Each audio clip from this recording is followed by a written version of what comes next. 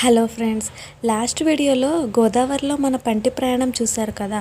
మేము అలా గోదావరి దాటి ఇలా కోనసీమలో అడుగు పెట్టామో లేదో తన పచ్చని పొలాల పలకరింపులతో ఈ పచ్చదనం మాకు స్వాగతం పలికినట్లుగా అనిపించింది. నాకైతే మనసుకు ఎంతో ఆహ్లాదంగా అనిపించింది. అసలు ఎవరైనా సరే ఈ కోనసీమ అందాలకి ఫిదా కావాల్సిందే. మీరేమంటారు? మేమైతే ఈ విధంగా ప్రకృతిని ఆస్వాదిస్తూ మా ప్రయాణం సాగిస్తూ ఉన్నాం. ఇంతకీ ఏ విలేజ్ వెళ్తున్నానో చెప్పలేదు కదూ.